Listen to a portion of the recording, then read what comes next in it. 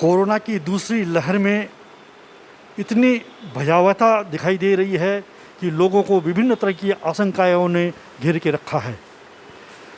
कई कई परिवार तो पूरे के पूरे कोरोना से संक्रमित है। ऐसे परिवारों की सुध कौन ले? कोरोना पॉजिटिव होने के चलते आसपास के पड़ोसी हो या कोई और भी अन्य भी हो, वो भी उनके पास जाने से कतराते हैं और दूर से ही उनको कुशलक्षेम पूछते हैं। ऐसे में अन्न सेवा नामक एक संस्था आगे आई है। इस कोरोना के कठिन काल में इस संस्था ने कोरोना से संक्रमित पूरे परिवार को सात्विक और शुद्ध भोजन मुहैया कराने की मुहिम छेड़ी है। नगर के कुछ उत्साही युवकों ने इस स्थिति को भांपा कि जब कोई पूरा का पूरा परिवार कोरोना से संक्रमित हो जाता है, उस समय में उनकी क्या हालत होती होगी बिना भोजन के। उस स्थिति को भांपते हुए, उस भयावहता को देखते हुए इन्होंने अन्न सेवा के नाम से एक भोजन कक्ष का शुरुआत आज से करीबन 20-25 दिन पहले किया है।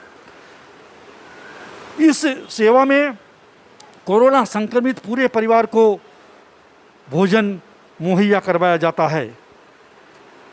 तो आइए हम पूछते हैं इसी सेवा से जुड़े हुए कुछ उत्साही युवकों से कि यह सेवा शुरू करने के पीछे उनका क्या उद्देश्य था और किस प्रेरणा से उन्होंने यह सेवा शुरू की है। नमस्कार जी, मैं रवि खंडेलवाल।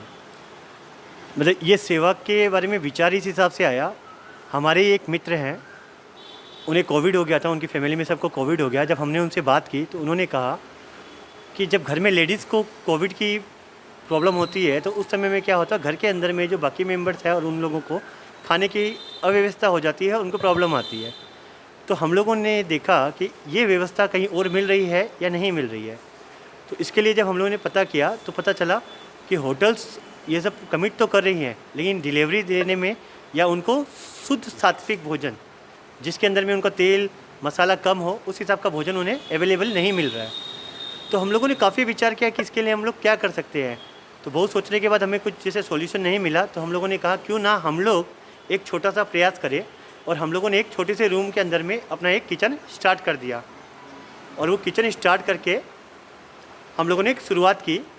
शुरुआत में 15 से 20 थालियों का हम लोगों ने स्टार्ट किया था, और अब धीरे धीरे जैसे जैसे हमारी थालियों का ऑर्डर बढ़ा, हम लोग अभी यहाँ पे हरियाणा भवन गेस्ट हाउस में आ गए हैं। अब यहाँ पे हमारे 150 से 200 थाली रोज़ाना जा रही हैं, और काफ़ी लोगों का सहयोग मिल रहा है। और दुआ करते हैं कि हम लोग से जितना हो सके इस पर हमारी भी कृपा बनाए रखे और हम ज़्यादा से ज़्यादा कोविड परिवारों की हेल्प कर सके। यही हमारी मतलब प्रभु से कामना है। इन भोजन थालियों का कोई शुल्क भी लिया जा रहा है या नहीं? ये सारी थालियाँ हम लोग निःशुल्क दे रहे हैं, और क्योंकि कोविड के समय में अगर कोई परिवार जैसे फंसा है तो कोविड बता के नहीं आता है। तो जो आदमी कोविड के अंदर में फंसा है तो क्या मालूम उसके हाथ में उस समय कैश है या नहीं है। तो अगर थालियों का मैं तो कहूँगा कि आप लोग सब कोई थालियाँ लें, हमसे बेनिफिट लीजिए। आपका अपना परिवार है, हम सब एक हैं। जब आप कोविड से ठीक हो जाएं, आपकी रिपोर्ट नेगेटिव आ जाए, उसके बाद अगर आप चाहें तो आप उसके अंदर में कुछ कंट्रीब्यूट कर सकते हैं। क्योंकि देखिए, जब परिवार के साथ खड़ा होगा तभी हम लोग एक साथ सब इस मुसीबत से बाहर निकल पाएंगे। अभी देखिए, भोजन बनने के बाद में यहाँ पैकेटों में लंच पैकेट इनके बनाए जाते हैं, और इसमें भी बड़ी ही सावधानी बरती जा रही है। सब कोई अपने हाथों में ग्लोव पहने हुए हैं, मास्क लगाए हुए हैं, और माथे को भी पूरी तरह से ढका हुआ है, और सामाजिक दूरी का भी ये ध्यान रखे हैं। और इस तरह से पैकेटों को पैकिंग करके कोरोना संक्रमित लोगों तक पहुंचाया जाएगा।